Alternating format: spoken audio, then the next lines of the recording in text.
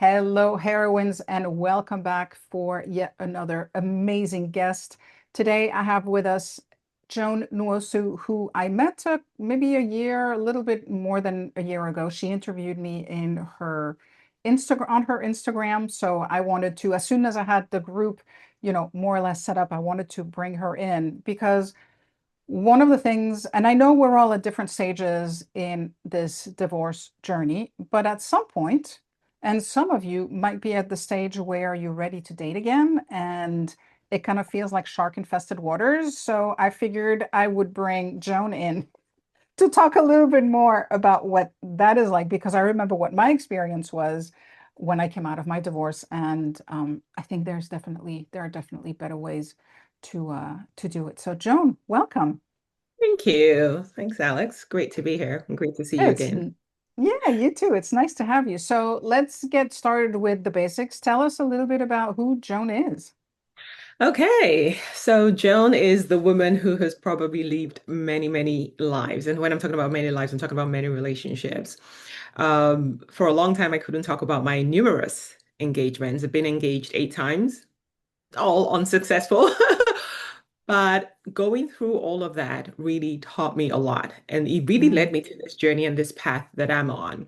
And so, you name any type of toxic relationship, I've been in it. Any type of man, I've been in it. I've followed the scripts, followed all the gurus, followed all the books, all the podcasts. I've tried every single thing to figure out how the hell does this whole finding the one actually work. And that's why this is now what I do, helping myself first, but also helping women who've gone through, like I went through one divorce, but I was engaged to 8 different men at different times, not the same time. But really help them to one, avoid some of the mistakes that I made and really understand that it's not as it's difficult if you don't know what you don't know.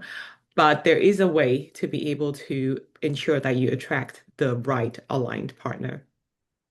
And you and I were chit-chatting just before we came on, and you recently added human design to what you do. So how is that changing Yeah. your approach?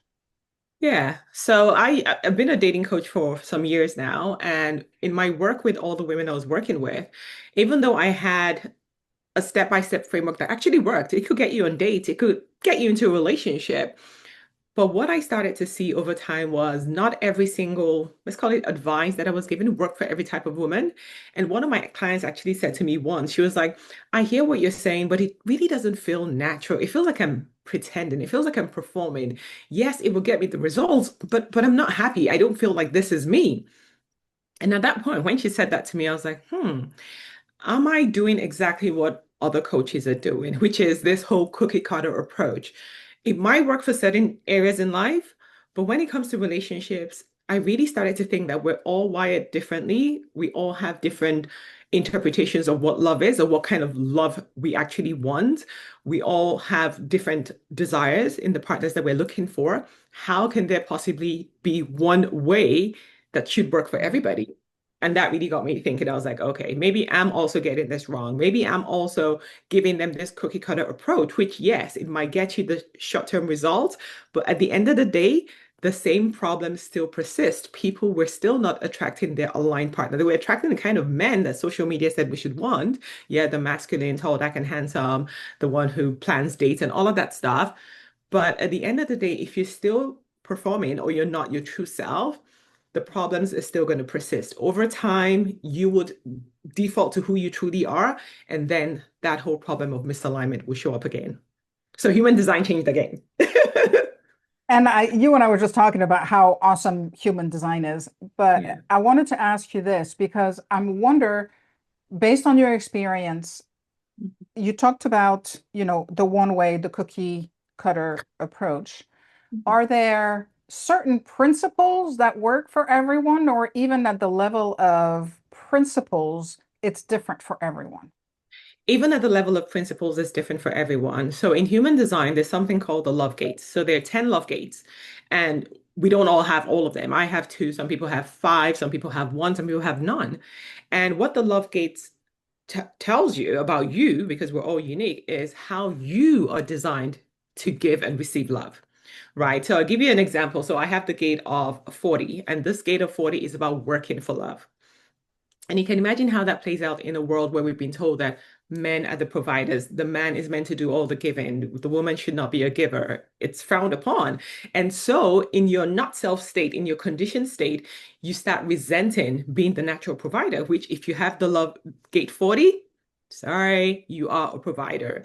So, what human design does is it shows you who you are energetically. Your human design is your energetic blueprint. It doesn't change from the day you're born to the day you die. Your energetic blueprint remains the same. Your love gates are defined, period. End of story. It's the way you will show and receive love.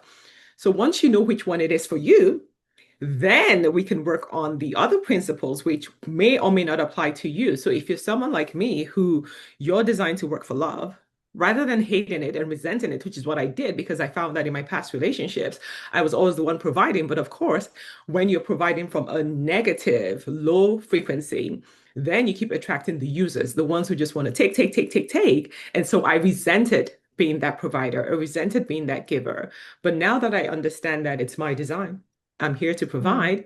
So now I provide from overflow and I do it lovingly. And now I'm only able to attract the people who appreciate that about me. So someone else may not have it. So, you're yeah. not a provider, so it's okay. It's good. You can just relax and now focus on your other ones. The provider one, even studying this work, I'm like, okay, it's not so bad. Like some other people have some more difficult love gates, right? Mm, So it's just knowing your design, knowing your own love gates, understanding it, embracing it. Don't say, oh, I don't want this. You can't change it. So what, and once you read your love gate, there's a recognition, there's a resonance. You're like, yep, deep down inside, this is truly who I am. And as human design, law of attraction, call it whatever you want to call it, you will never attract what you want. You will always attract who you are. And your human design is who you are. So if you don't know who you are, or you're like, oh my God, life has changed me, or I've been conditioned, or my parents raised me this way, or social media said I should be this kind of woman, your human design brings you back home to the authentic version of who you were always designed to be. So that is the starting point for anyone who wants to attract an aligned partner, not just any partner. I could help you get a partner easy, but the question is that the partner that's right for you? Is that your aligned partner, or that is just a partner that looks good on paper? And mm, we've tried that. mm. Yeah, and I want to go back to what you said because I think it's interesting. When you say working your gate 40, Mhm. it says that you're working for love. So Yes. what does that mean exactly? So it means that within a relationship, if I love someone, if I connect with someone, instantly I'm like, okay, how can I make our lives better? What vacations can we go on? What do I need to Okay. plan? How can we move to a better home? How can we be like, it's just constantly trying to improve the relationship, right? So I just go to work. It's just normal, right? But that Yeah, that okay. could also, first of all, it could attract the wrong kind of people if you're doing it from a place of control, where if I give you more, if I did more for you, then you would love me. Yeah. Doesn't work.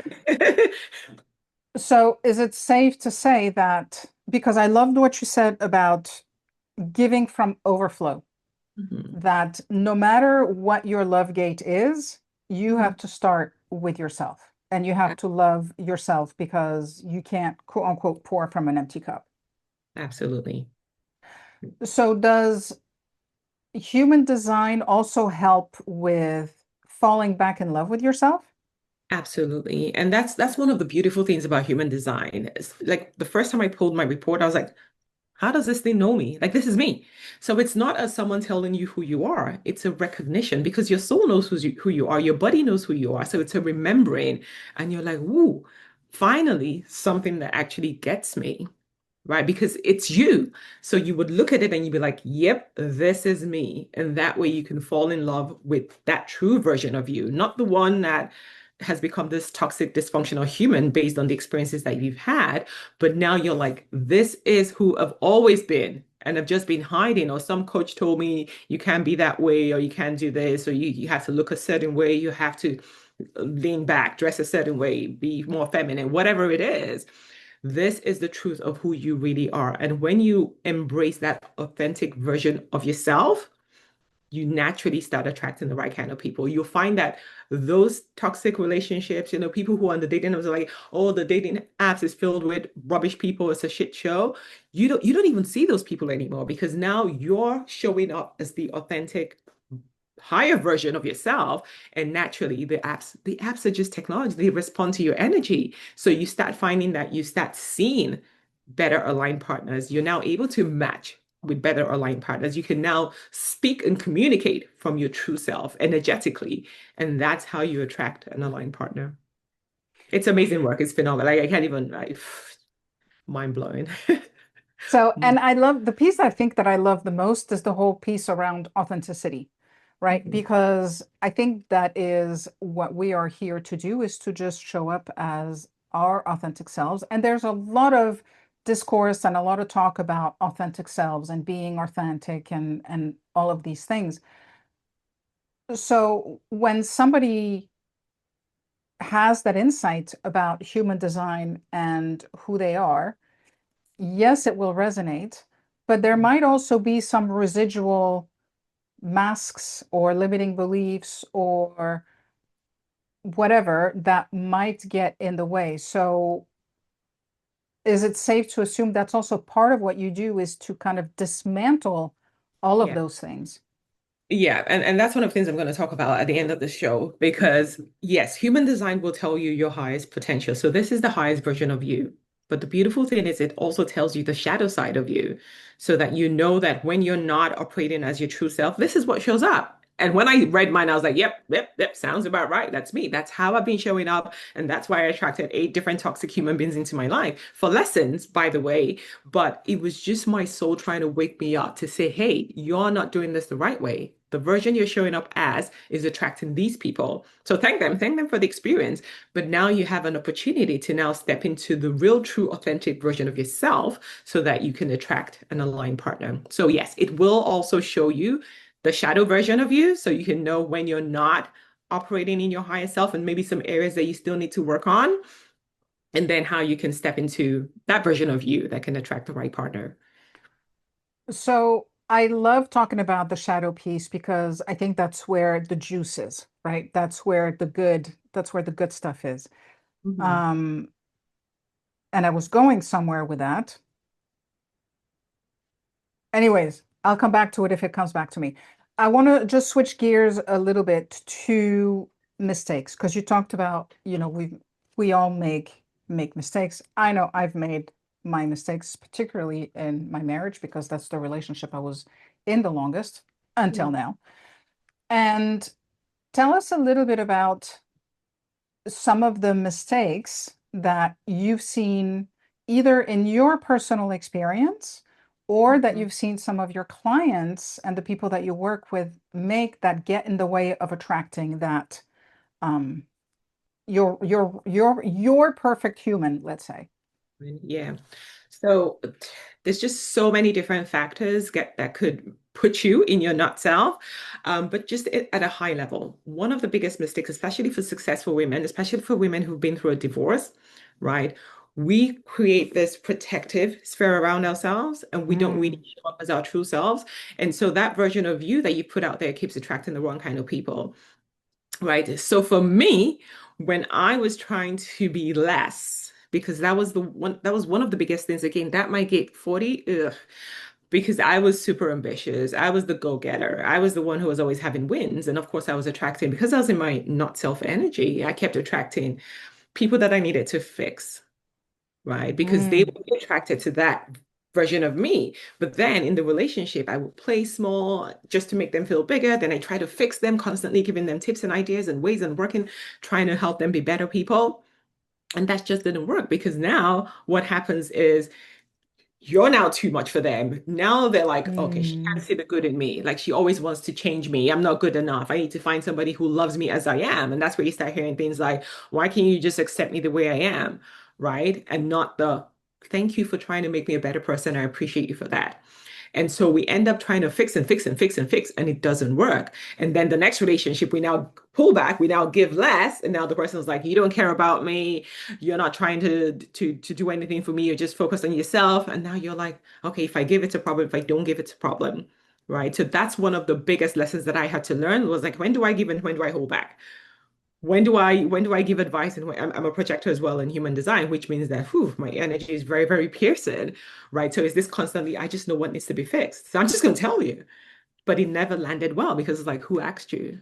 Right? So Mm, just learning all these things about myself, learning about my design, it was just a game changer because some of these things I didn't even know where it was coming from. Because now I'm hiring all these coaches who are like, okay, lean back, do this, don't do this, say this, use this magic script, use this word. And it was just like, okay, it might work temporarily, but over time, we will always default to who we are. And it's better to default to your higher version of yourself than to the mm, shadow version of yourself where you keep attracting the wrong kind of people.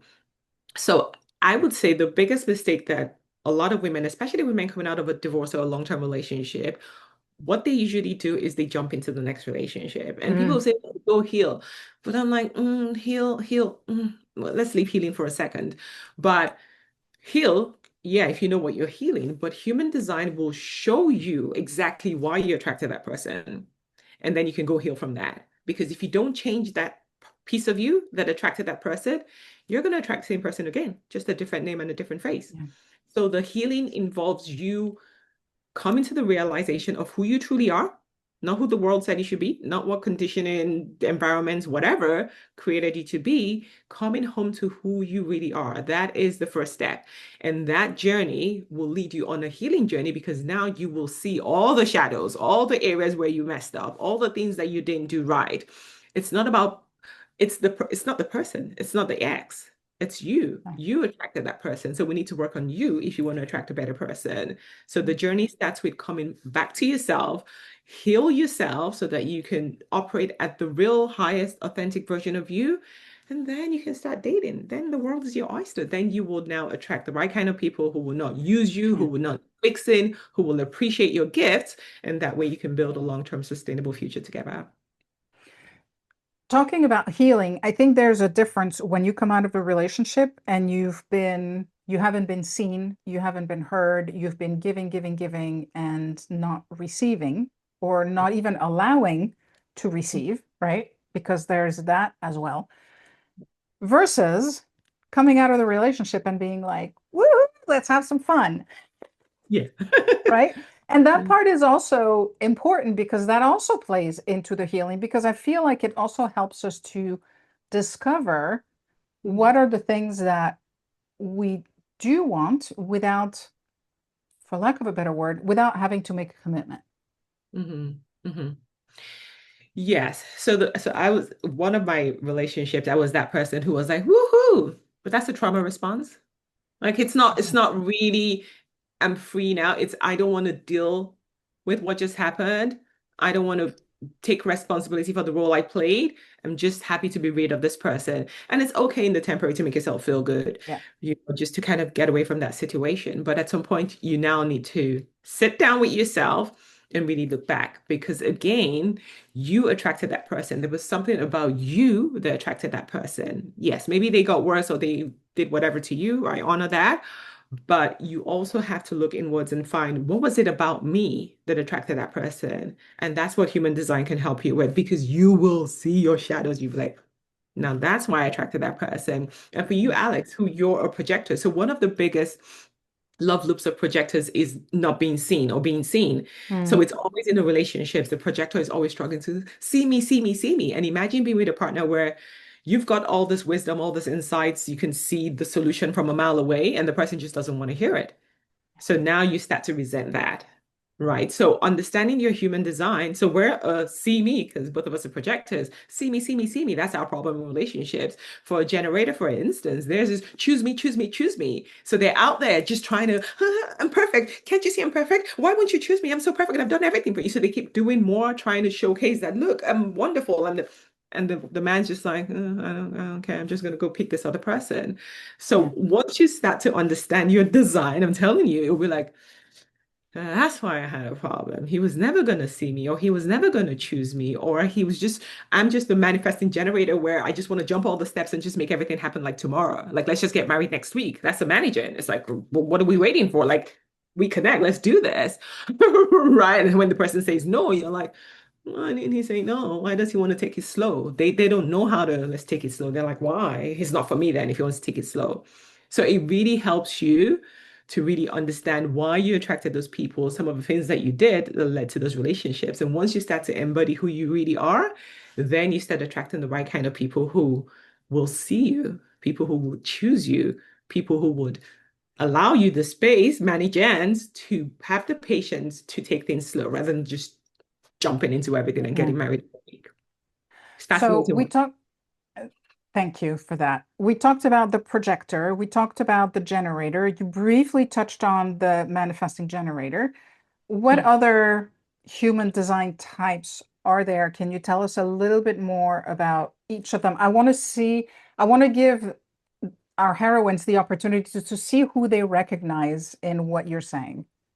Yes. So there's two others that I haven't mentioned. So there's the manifestors. So the manifestors are the ones who initiate. They're just the innovators. They're very, it's like, let's go. So for them, they just let you know, okay, I met you today and we're going into a relationship. I'm ready. Like, no, I just met you.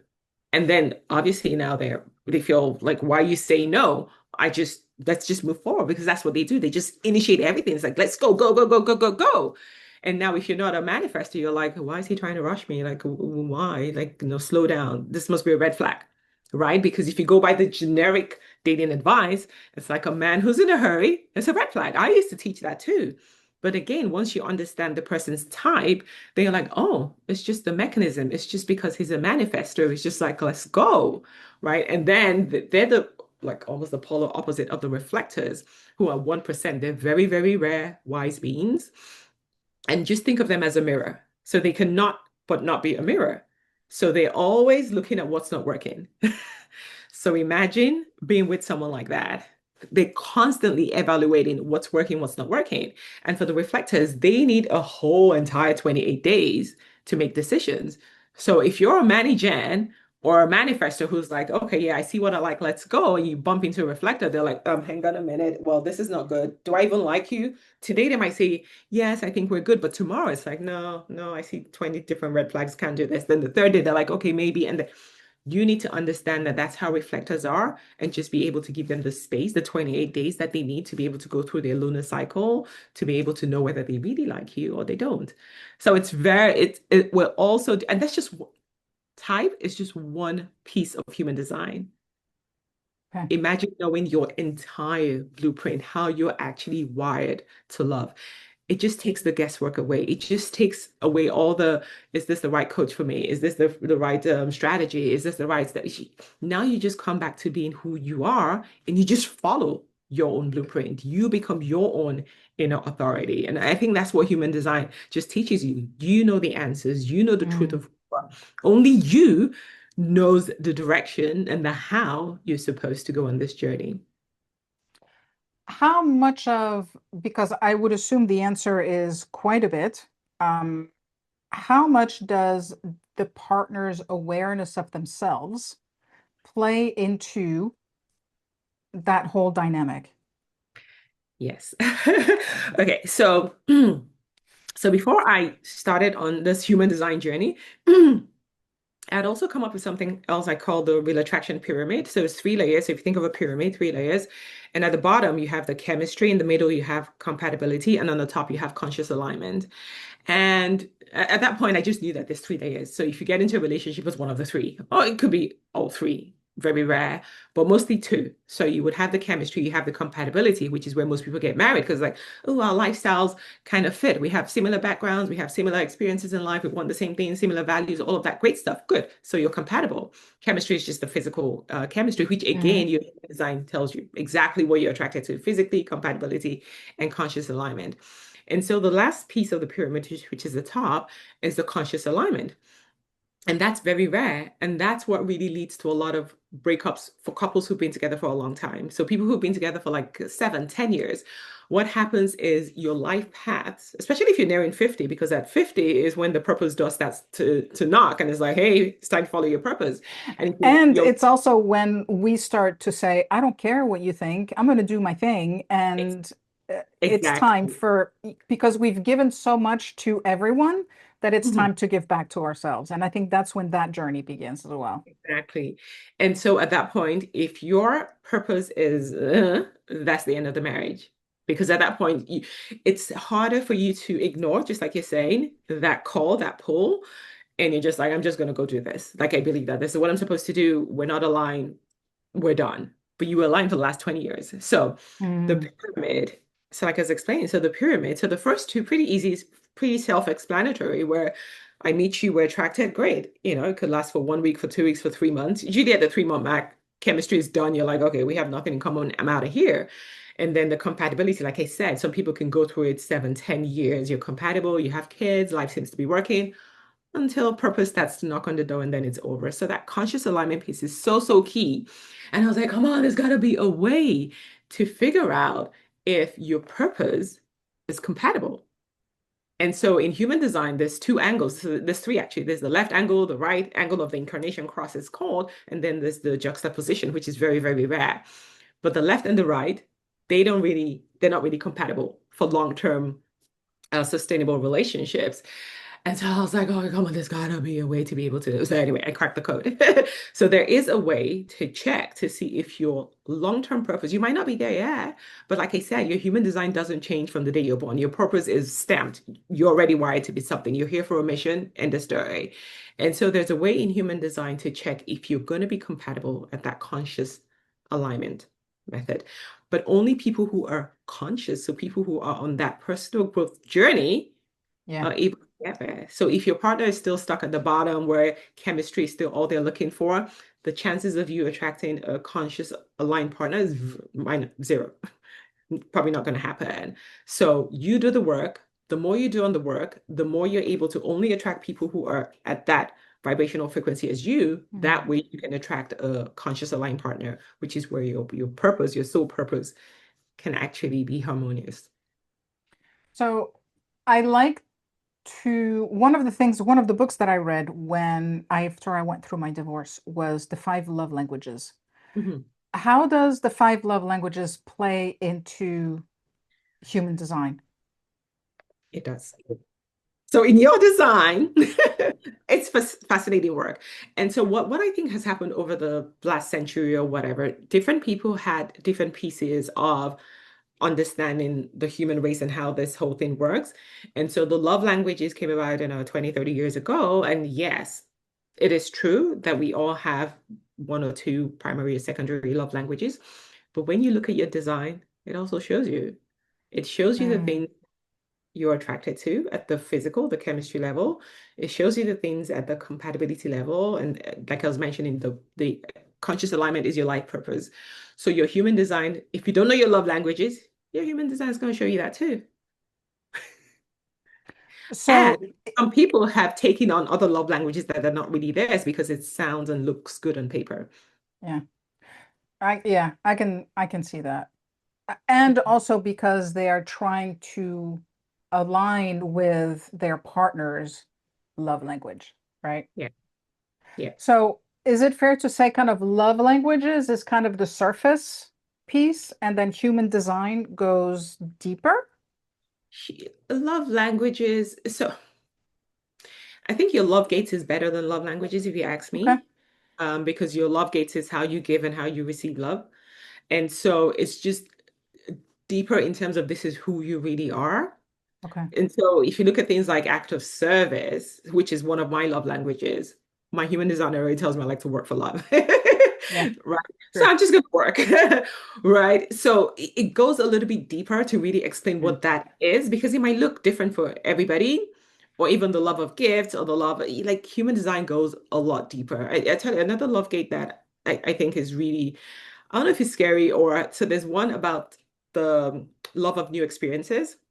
Mm. And they're just people who, so you might meet someone who they chase after this person. Like it's you or nobody else. The moment they get that person, they start looking for the next experience. It's gone. It's in their design. But that's the shadow side of them because now it's like, why am I always chasing new experiences? Why can't I just be satisfied with this person I found? So if you're not aware of it, you're just going to meet somebody. chase them for 3 months, get them, and you're like, okay, next, who's next? Where next? And you think there's something, and the world's going to tell you there's something wrong with you, right? So in that particular case, what popped into my head was, couldn't somebody for who their love gate is experience, Mhm. instead of focusing on getting new experience with new people, focus on creating new experiences with the same person? Exactly. But if you're in your shadow Okay. self, if you're not aware, then you're thinking that this new experience has to be with somebody else because it's just Okay. that craving inside of you. You're just like, next, next, what's next? What next? Next, who, where, who? Yeah, Yeah. it could be something uglier. But it's just what's next, right? So when you're in the shadow side of things, you're just going to be jumping from one partner to the other. Yeah. Yeah. That makes complete sense. Mhm. Cool. Anything that we haven't talked about yet that you think is important for our heroines to know? Yeah. So maybe the final parting message for me will be when I went through my divorce, there was a lot of stigma, and I felt like a failure. I felt like, oh my God, I had held out for so long, and then finally I said yes to this one, and then it ended in divorce, and the world told me that I was a failure. They told me that you're not good at relationships, you're done for, that was it for you, you're gonna die alone. But what I know today is when you go through such a breakup, that's actually your activation. That's your Yeah. awakening. That's your like, okay, enough of that now. We've been playing around. Now it's time for you to discover who you are and who is right for you. So I really want anybody who has been through a divorce and maybe you're feeling like, I don't know who I am. I'm lost. I'm nothing without a Mrs. title to my name. No, no, no, no, no. This is your activation. This is the time for you to step into the truth of who you really are and really embrace your authentic self, not whatever the world, whatever that relationship. No, no, no. We need to go back to who you are so that you can operate from that level. And then you will attract the partner that was really right for you. Mm. And I love that because I that's one of the things that, we also talk about in the group is that it is a gift, right? And I think we need to give ourselves the chance to grieve. We need to give ourselves the chance to digest all of the kind of yucky stuff. Mhm. But there does come a point where you either get stuck in that or you start to think about, okay, where do I go from here? And that's where the beauty, that's where all the juicy stuff comes in, is that, okay, I've learned or I Mhm. am learning, where do I go from here? And that's a beautiful place to be. Absolutely. Absolutely. You get another chance to do it right. And I just thought of something after I asked Mhm. you the last question, what was supposed to be the last thing. That's That's okay. why I never know where this is going.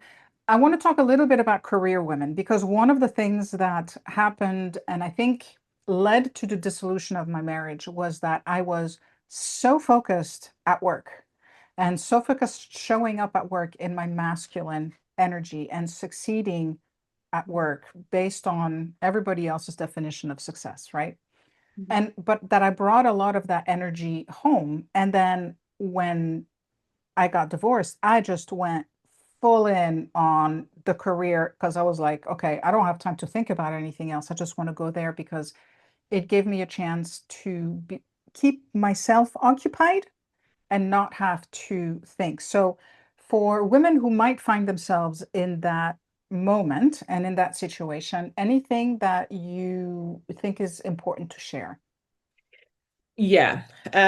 So for those of us who have gate 40, the ambitious women who love to work, it's okay to temporarily distract yourself. That's what I'm going to call it. It's like a distraction. You just throw yourself into it. Like, I can't be done. I'm done with this whole love thing. Like, I'm just going to focus on my career and make money and be happy. And then you make the money and you find out that, okay, maybe I'm not happy, but then I'm going to keep working. Maybe the happiness will come. And it's okay for a while, but at some point, you need to be honest with yourself. You need to go do the inner work. The inner work Mm, is, and again, remember, most of the world, most of us, when we're born and we come into this world and we go through experiences, we're in the not self. We're not operating from our true self. So we already attracted the wrong people. right? So if you attracted the wrong kind of person that matches your love gate, it's okay. Just forgive yourself for that.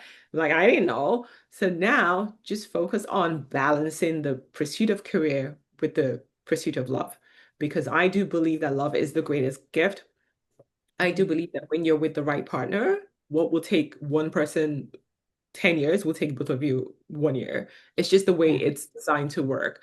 So rather than just go all in and go gung ho and be like, okay, I'm just going to spend all of my time doing this, don't forget that we are human beings, first of all, and we do need that interaction. We need that companionship. We need someone, not everybody, for some people, they're like, no, I'm good. And that's okay too. But if it's something that you've desired, it means that you do have the capacity for it.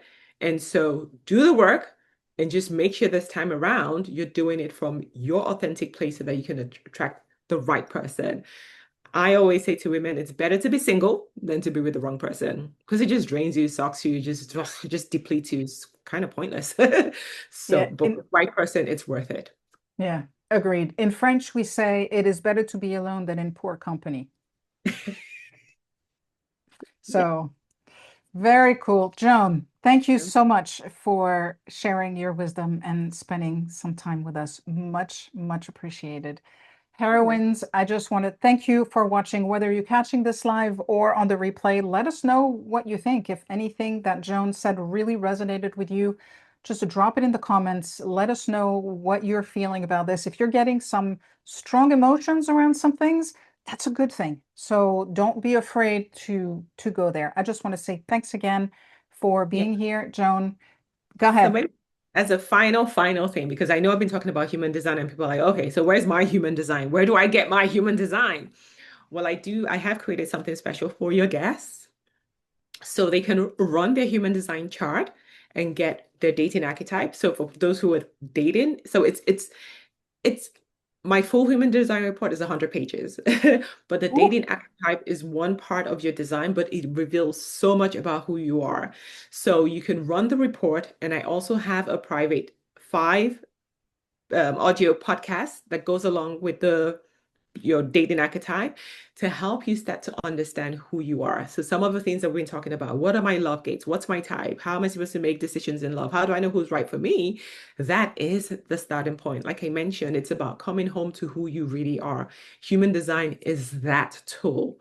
It will be recognition. You will probably cry because it's like it even tells of men you've attracted in the past. And it's like, yep, that's my ex right there.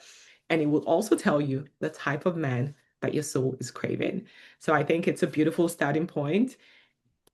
Listen to the podcast. It's an audio, it's just 5 episodes, and then run your human design chart as well so that you can come back to the real you. awesome. So throw those links underneath in the comments like that, easy to find for everyone. And again, thank you so much for sharing, Joan. And heroines, we'll talk soon. Thank you. Bye, everyone.